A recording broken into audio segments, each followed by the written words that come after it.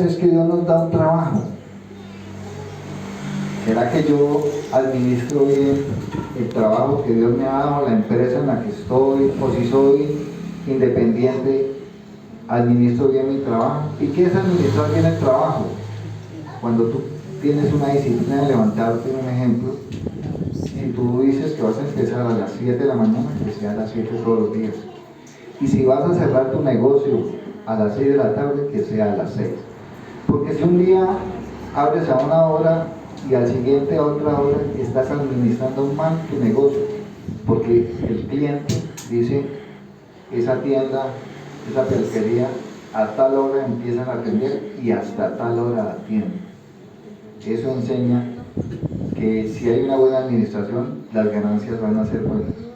Cuando no administramos bien nuestro trabajo, las ganancias no van a ser las mejores.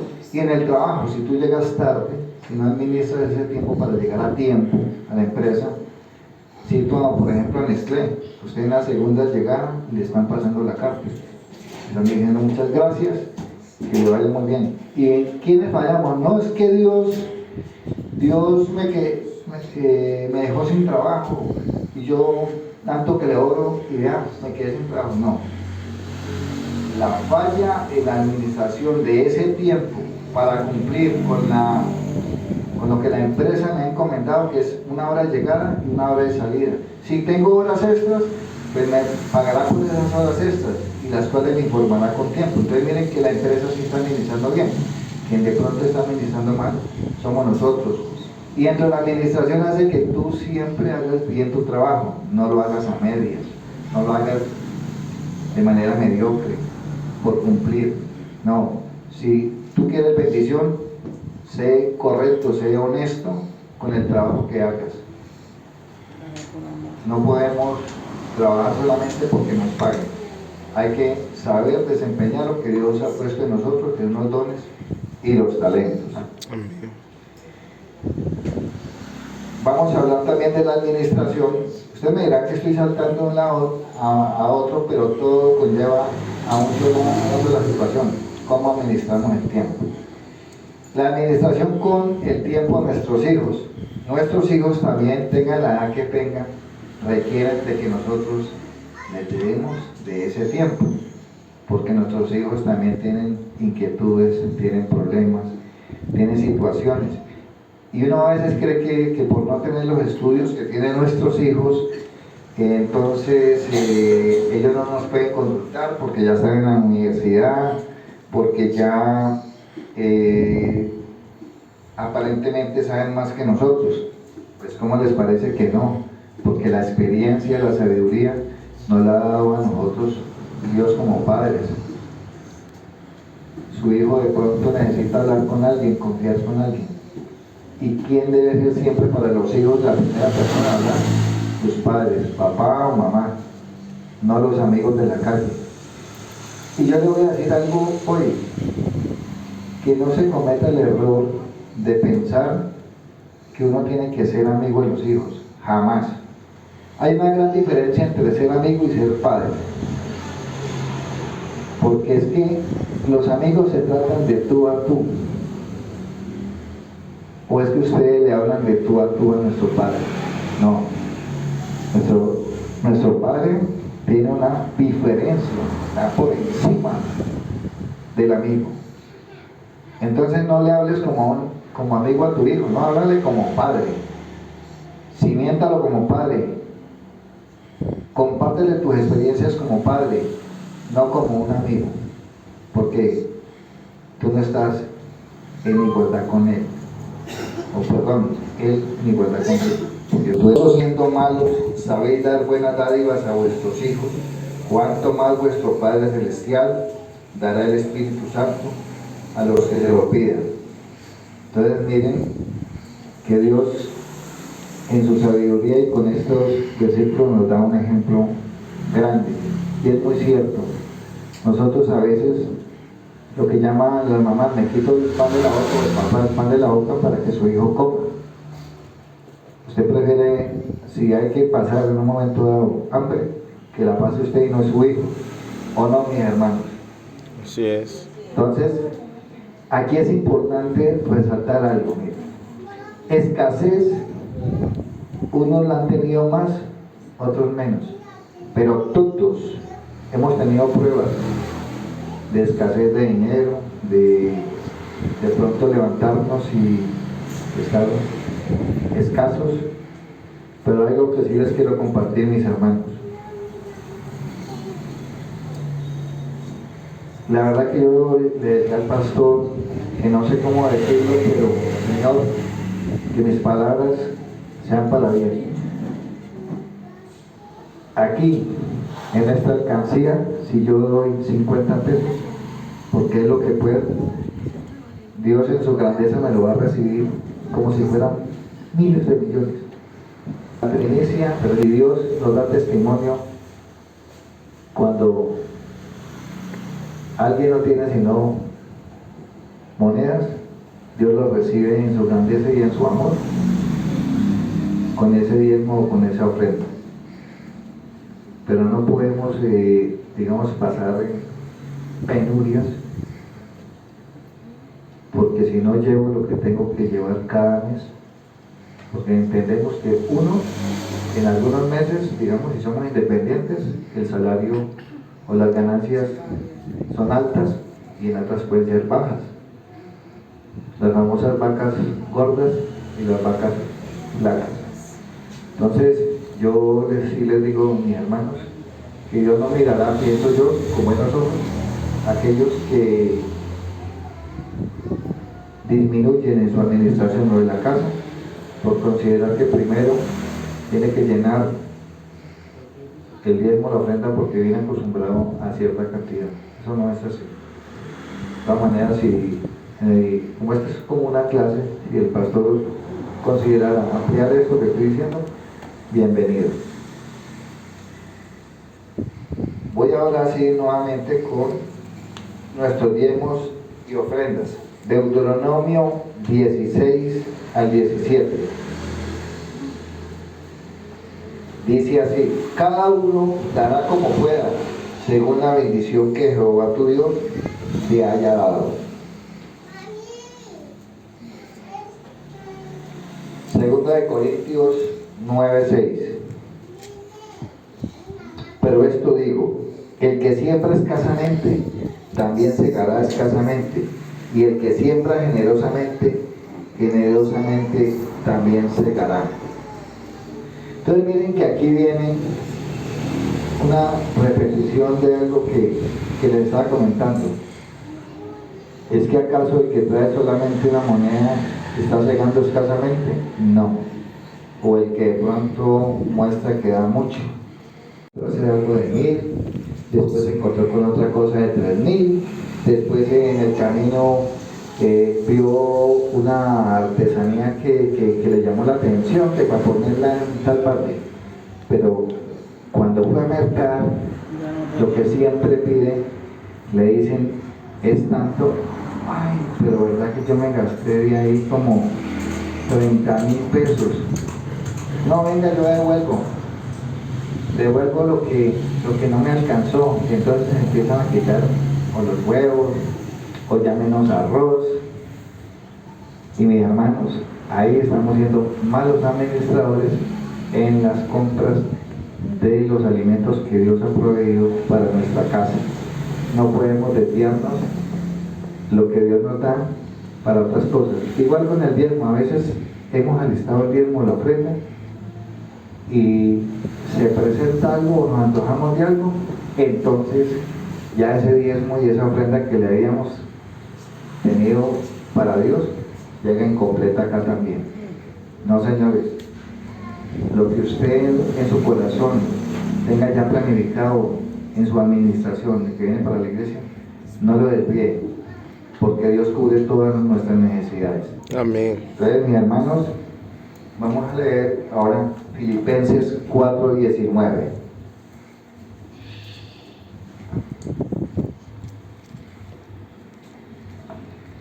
¿Listos?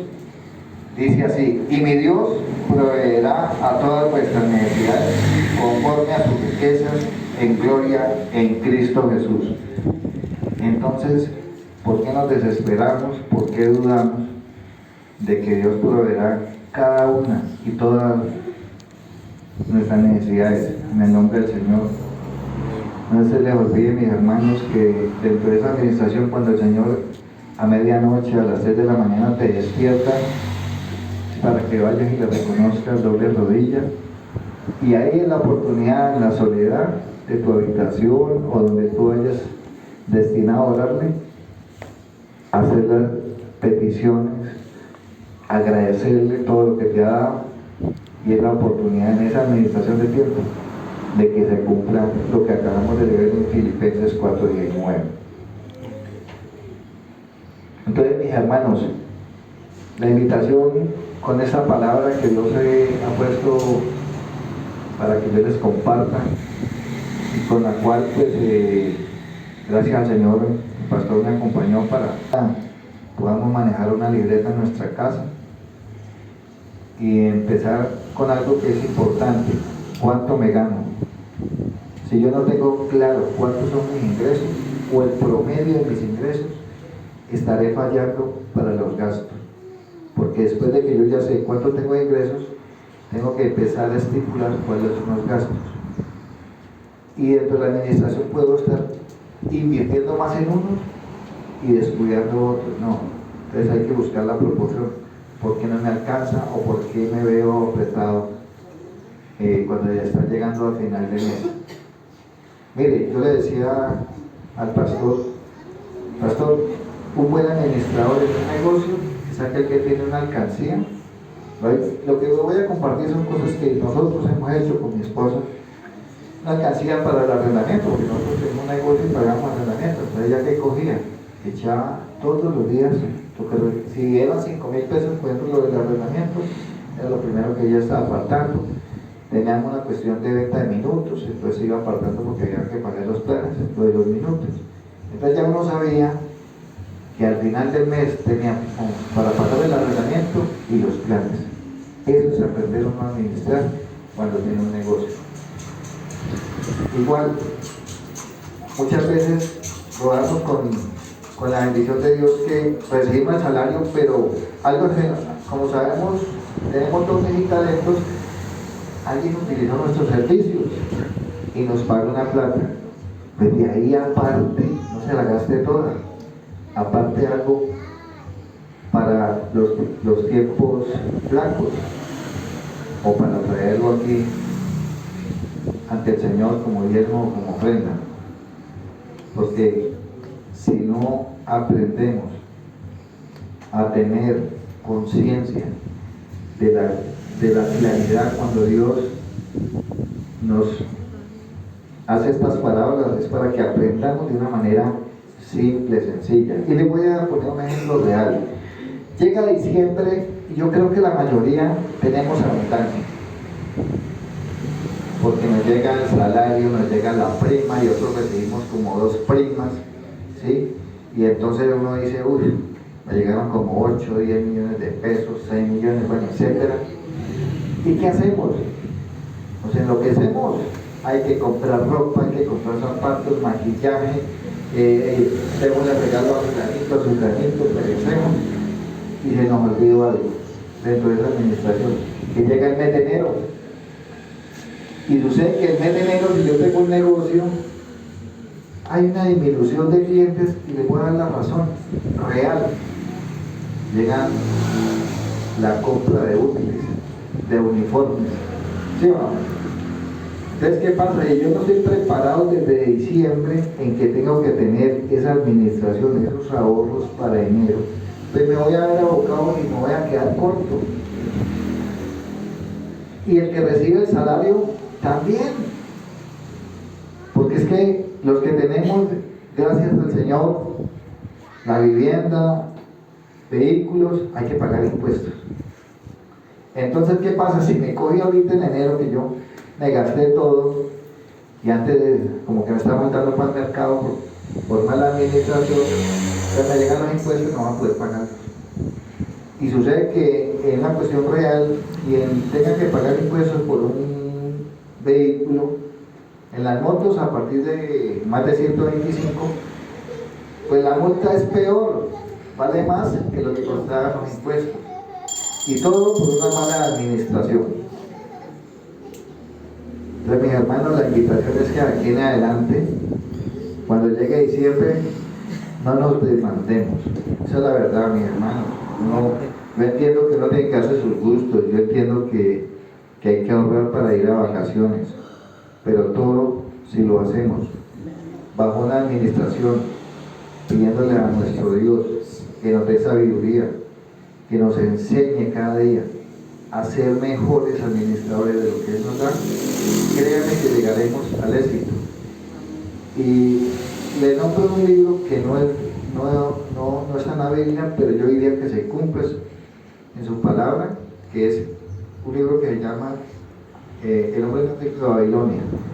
Nos enseña que aquel que ahorra el 10% durante 20 años jamás estará pensando que si se pensionó o no se pensionó, y en 20 años estará con una tranquilidad financiera que será de bendición ante nuestro Dios, con hacer lo correcto. Vean, mis hermanos, yo, y sé que muchos no hemos estado exentos de estar endeudados de una manera a veces que se sale, pero yo digo una cosa. Entonces, mis hermanos, la invitación a nivel financiero es que tú llames a todos tus acreedores y lo sientes y les digas: yo les voy a pagar, pero ya no puedo seguir con la misma cuota que estaba. Entonces, me explico. Si debías 1 millón y tienes 5 acreedores, tienes que coger a cada uno y decirle: yo le voy a pagar, me voy a demorar, pero le voy a pagar.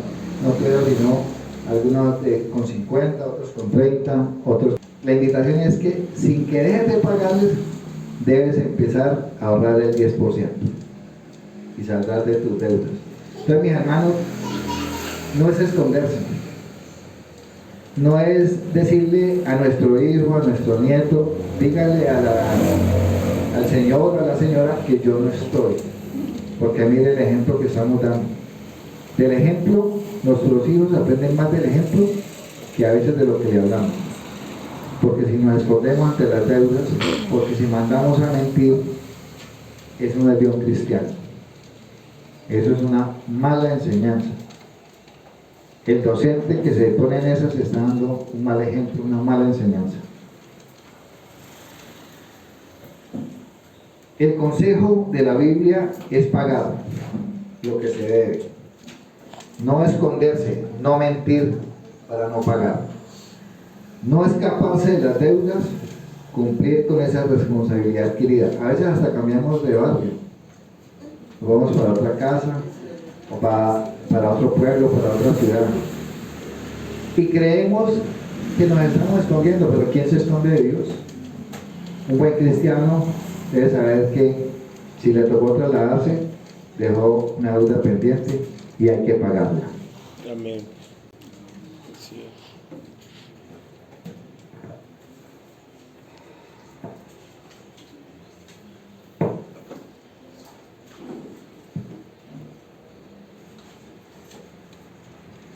Nos vemos en casos de un préstamo para una casa, para construir, para cerrar un negocio, para crear un negocio.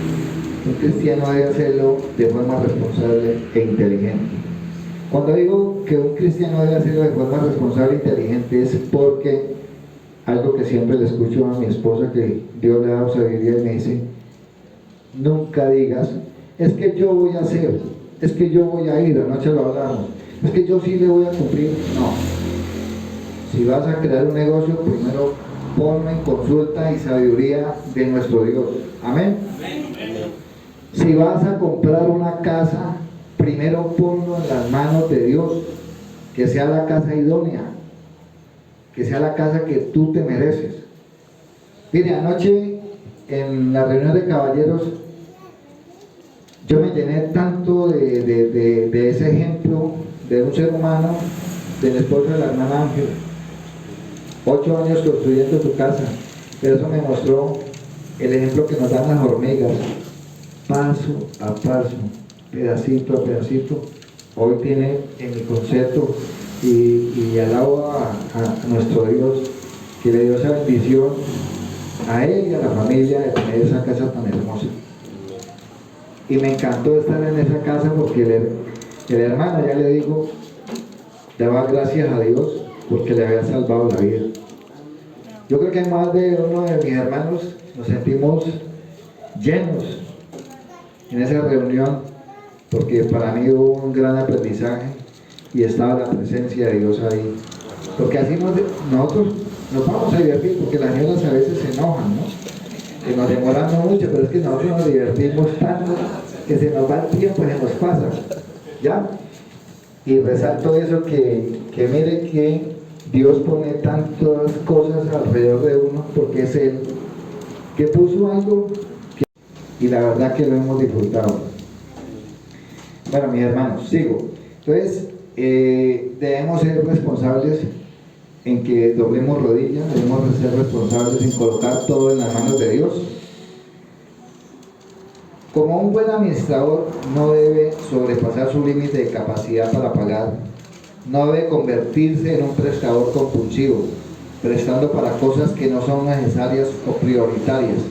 Cuando administramos mal las deudas, las consecuencias son estrés, o sea, nos enfermamos, enfermedad, nos empieza a doler todo el cuerpo, intranquilidad, desconsuelo, abatimiento de espíritu y muchas cosas más concertan. Y por último, mis hermanos, quiero finalizar con algo muy importante y sé que nos va a tocar a más de uno: el sometimiento de un buen cristiano a las normas y leyes del mundo. Si ustedes leen en Romanos 13, del 1 al 7, pero le voy a rogar, solamente léame los dos primeros versículos, el hermano Julián, Romanos 13, 1 al 7. Los dos primeros versículos. Sí, el 1 y el 2. Sométase toda persona a las autoridades superiores, porque no hay autoridad sino la parte de Dios, y las que hay por Dios han sido establecidas. De modo que quien se opone a la autoridad, a lo establecido por Dios resiste, y los que resisten acarrean condenación para sí mismos. Bueno, entonces mis hermanos, en la Biblia están los 10 mandamientos, pero